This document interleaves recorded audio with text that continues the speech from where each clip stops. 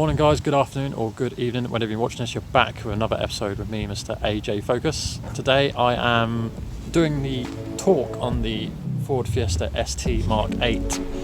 This is Hendy Performance's Fiesta ST.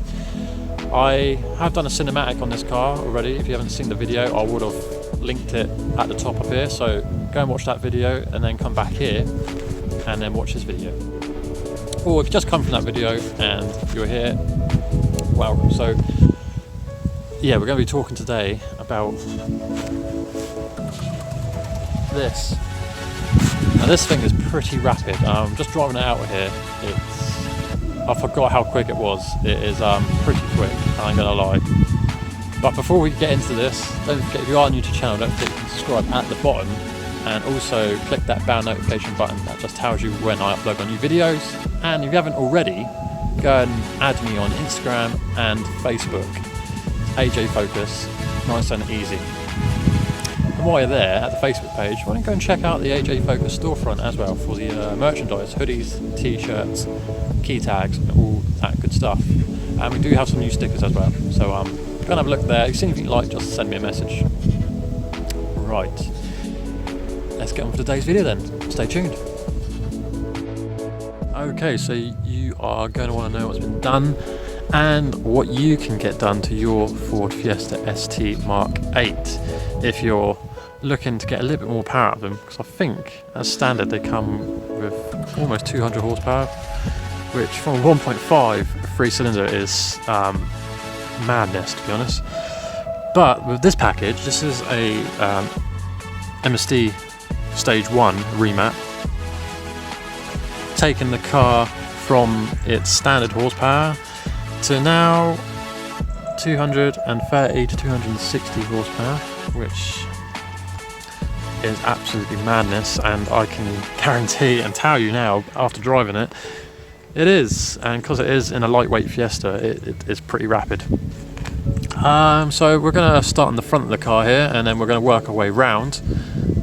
So as you can see on the bottom of this Fiesta here, we have the airtec intercooler, and it also comes with the silicone intake pipes as well. And you can also see it does actually come with the airtec lower front splitter, which actually complements the front of the car. I think having splitters on the front of cars like this that stick out just enhances the looks of it. And I'm guessing it does actually help with a bit of aerodynamics as well, you know, directing the air around the edges and forcing it into the actual intercooler.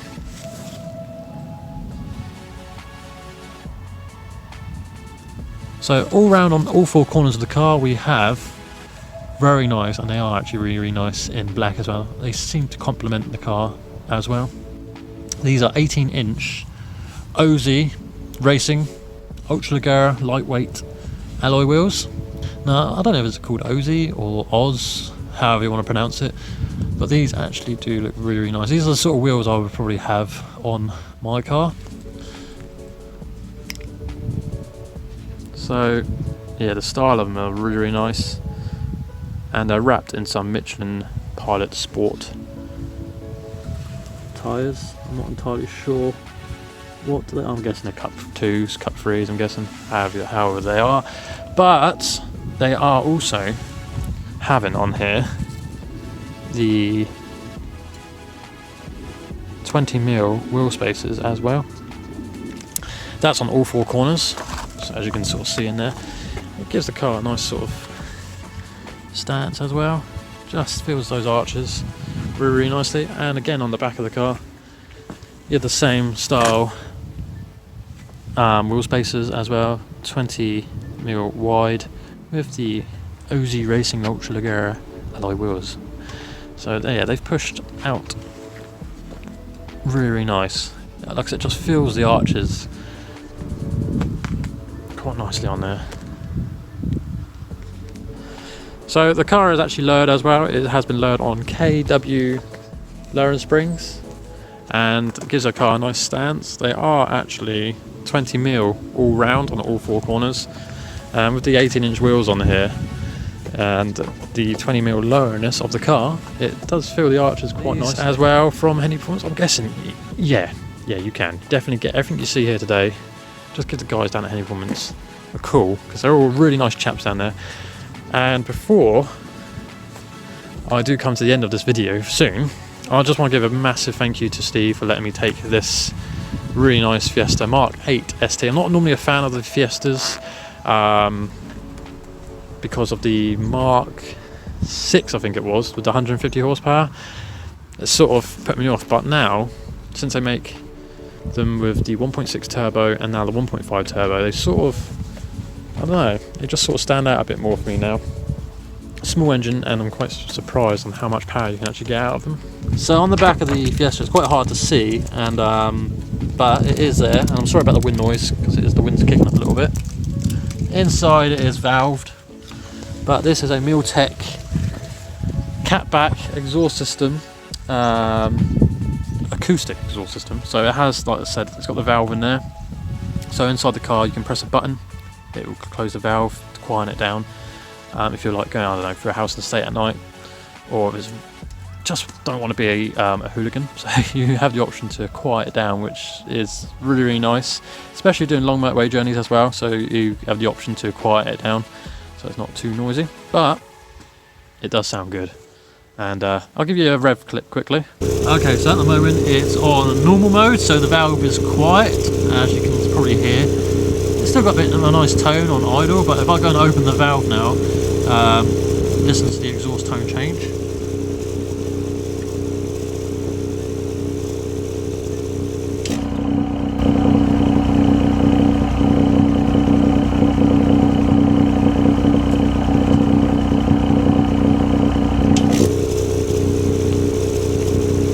So immediately I've closed the valve again, you can hear the exhaust tone change. So now I'm also going to do a rev view with the valve closed.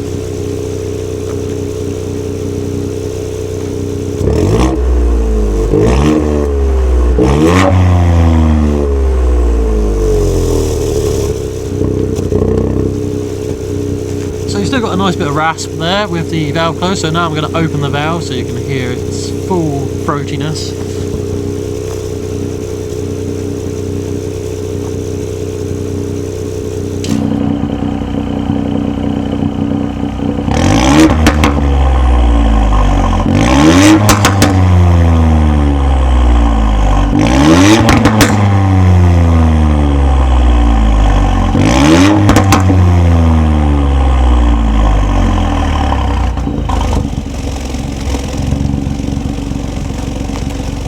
I must admit, I like that one. So does the mid. So we worked our way into the engine bay now, so I'm kind of blown away by how small this thing is. I'm guessing when you take that cover off, the engine's even more tinier, because I know the 1.6 engine before was quite tiny, but now this is a 1.5 3-cylinder. I can imagine that's ridiculously tiny. I'm kind of tempted to take that cover off. I guess it's only held in. Oh, it's actually not a cover. It is a cover. It's just I expect it to be plastic, but it's like a weird foam. That's really weird. Oh, it's all soft. Can you see it flexing? But anyway, let's have a look at the intake system on this thing, because it's actually quite a nicely placed intake. They all seem to be like this on Fords, behind the battery here, to help the air stay nice and cool this side, keep it away from all the heat. But this is the pro silicone hoses that you get as well with this map, and you get the airtec intake air filter with this nice elbow here for the, I'm guessing that's a MAF sensor in there. So you also get this really, really nice direct cold feed. As you can see, it comes in here, comes along out through there into the filter, so the filter will be getting, and I can feel the air actually being blown through there from the front somewhere. It's quite windy down here, so I can actually feel the cold air force its way into the filter. The filter is warm, obviously it's in the engine bay still, but it is nice and cold here, so it is getting direct cold feed. And this is from airtec as well, which is a really nice looking piece of kit, and I do like the hardware as well. Look at those bolts. I'm really fond of very nice looking hardware like that. It just shows quality. and the way it's shaped as well, it's a bit hard to see on camera, but the way it's shaped to fit around the filter and also fit here, yeah, it's really, really nice. I'm sure by the gap size here under this headlight, I'm sure you can direct a cold feed from down there as well, up here, from somewhere along here. I'm guessing you can probably force it through the front grille here, up through there into the filter. I couldn't see why not. There's a big enough gap there for a cold feed pipe, so you can have more options for more cold air. But this engine though is, I can't get over how tiny it is. I know I keep banging on about it, but it is. I do like the trim style on here. Okay, I know this car does look a bit, especially in the orange colour, a bit like a Fiat Pinto. I ain't gonna lie, it does look like the Fiat Pinto Evo. If you don't know what a Fiat Pinto Evo in orange looks like, I'm sure I would have chucked up a picture quickly right here.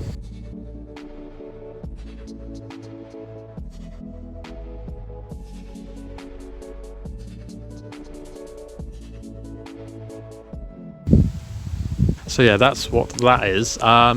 It does look a bit like it at the front, but this is better because it's a Ford. Sorry any Fiat owners out there. But yeah, I do like the trim style on here. I think Ford are getting a little bit lazy with their styling, because you can never tell a difference unless you really, really look at it. Now, it has the ST badge right down there and on the back of the car, but it's got the same trim as the ST line, is it? I don't call it a TDK anymore. I do think their styling on the sportier models are getting a little bit lazy. They literally just fill in with trim like that. So it's got the original indents, I'm guessing, here, and they've just painted this or put this over the original styling of the bumper. Same with the grille, really. So this is going to be a bit of a dislike and a bit of honesty in this part of the video now. There are a few things as well I'm not really too fond of. We're going to work our way into the interior in just a sec. So the back of the car, they've improved the looks on the back of the car from the Fiesta, from the previous gen Fiesta. It does look a little better on the rear end, but for some reason it looks like a van a little bit. I don't know, it's probably just the style of the lights. I don't really know, it just looks a bit vanish, one of those little Fiesta vans that you always see. But it does look better than the previous gen Fiesta. They've sort of kept the same style. You can sort of see it's a Fiesta and the same sort of roofline style. If you had a two-door version, it'd be a better glance at it. So we're going to work our way onto the interior, which on a day like today is a little bit chilly, clouding over a little bit. So let's work our way onto the interior and have a little bit of a chat about what's going on in here, because these seats actually are quite nice. From Recaro, as you can see, and it's got the ST logo actually stamped in the seat, which I wish they did on the Focus ST back in the day, because that would have been really, really nice. That's actually stitched, but the seats in it are really, really nice. Nice and supportive, nice and huggy, nice and tall bolsters here as well, as you can sort of see. Let's do it from this angle, and on the side here, again, nice big side bolsters. The interior though is just like a Fiesta in here, and as I was saying about the previous gen Fiesta, this interior has improved massively. If you look, remember the previous gen Fiesta, it had that massive dash that stuck out here. They've sort of now gone for a nice flat, clean style dashboard. Now again, with things I not really too keen on is this massive screen here. It is a bit too big. It's sort of in the way almost, I think, when driving. You just catch the corner of it here, so I wish it could sort of fold away. That would have been nice. Don't know why they didn't do that. Another thing is, I don't know, it might be just me, I have said it at Hendy's before, is the indicator stalks and the light stalks and wiper stalk, whatever you want to call it, I think are a little bit too high. It's got that weird angle, it sort of comes up and then out. So when you're here and you're trying to, well, when you're driving anyway, and you turn the steering wheel, you seem to have to try and reach for it and things like that. So it's a little bit high for my liking. I wish it was a bit more in line with the steering wheel in the middle here. I seem to have to reach for it a little bit more. But with the interior, it has some sort of like carbon effect on the dashboard here, which looks quite nice. Again, Ford don't go over the top of the interiors too much. I just put some real nice sort of buckety Recaro seats in it. Some nice sort of sporty trim. and with the ST logo stamped in the steering wheel. So another best thing about this interior, right, is this button right here. Oh, heated. It even got heated seats. I didn't even notice that. This thing has heated seats as well, but a heated steering wheel. Oh, that's fantastic. That just reminds me of my Jag I had a few years ago. Yes, I had a Jag XE when my ST was in the body shop for forever. It felt like forever, but I had a Jag XE for a while, and that had a heated steering wheel, and this has got it. And on today like today, that's really, really nice to have. Coming down here, you've got a 6-speed manual gearbox, which is really, really nice. Got a nice leather sort of gator here, and then here's where your driver modes are. You have the modes here to change the exhaust, quiet, loud, and then you've got also has the option for normal mode, sport mode, and track mode. Traction control, and then you've got the annoying thing on modern cars these days is the stop start, so you can turn it off if you don't want the engine to shut off at traffic lights. You've got your 12 volt there, and you've got your USB there as well. Again, this is quite nice as well. It's not all of this is not actually integrated into the screen, which another thing about modern cars these days. Everything now is integrated into the screen, so you're constantly going through different settings. I think that's more distracting than having a mobile phone when driving. I just think it is, because it is. You're literally driving, and if you're in all cars are different, so you get into I don't know, some sort of car, Mercedes, you know, or Ford or whatever, and you're constantly swiping through the screen. Where in here, it's simple. It's just for your sat nav, for your music, and then the rest of it is just touch buttons. You know exactly where everything is, and obviously you memorise, because you own the car, you memorise where everything is. So you got your rear defroster, your front, you know, you got your heater for the front as well, your face, your feet. So you just memorise where everything is, and you've got your temperature settings here, and then you've got your fan speed there. So everything's just nicely put there, not too out over the top. Same with the steering wheel. All the buttons are there. Again, it's a thing now on modern cars, isn't it? So there's no flappy bits at the back of the steering wheel anymore to change the stereo settings. Is all now integrated onto the steering wheel. I don't mind that. Every now and then I do catch myself when I'm driving, because I do have my thumbs quite low, constantly pressing this button here. So when I'm driving, I have noticed I've been doing that, and on this side as well. So that's probably the only annoying thing there. These two big buttons are constantly doing something on the screen. So if we turn the ignition on, so it shoots into life, and then you've got the STO on the screen there, Ford Performance. You get the bongs, that's really nice, I like that. And then you get the Ford Performance there as well. Really, really cool. So yeah, it's just easy. It's really sensitive as well, so got your clock there, your Bluetooth. So look how quick it is. You've got your navigation, so you can swipe through it really, really easily. And if you don't want the screen on, you just go into your display, turn the display off. It is on still. You can sort of see a backlight to it, but it's not on. If you get what I mean. So then, just touch it, wakes up. Or you can just have it on that, like a calm screen. It says, shows you the time, and then it comes back. So it's pretty cool. So at the moment we're down some country lane. I've been here before with my Twingo. You might notice a little bit of the background. If you follow me on Instagram, you might notice the area that I'm in, the trees and that. So now we're going to have a quick walk around the car again, just quickly run through everything. So it's been lowered on KW springs. It's got the OZ Racing Ultra Leggera lightweight wheels with the I can't remember what tyres are on here now. Michelin Pilot Sports. Oh wow. The livery as well. This car looks really nice with the livery. It's sort of it's not too over the top, so it looks really, really nice, and it does stand out. I have been driving this car here, and a lot of people were looking, weren't they? Really. I got some with me today, helping me film. And yeah, she's saying there's a lot of people looking at this car as I'm driving. And where I am here at this little farm, there's a house just there. The guy who owns this farm is such a nice chap. He was talking to us for quite a while about this car, him and his son, and he's allowed me to stay here and do this, which is really nice of the farmer here. So yeah, we're talking about this car for ages, and just cars in general, so that's really nice. that people actually come up. Well, he's obviously going to come up to me because this is his land. So, but yeah, he's fine with me staying here doing this. So that's really, really nice. What else we got? So back to the car, we got the Miltek exhaust system from the cat back with the electronic valve in there.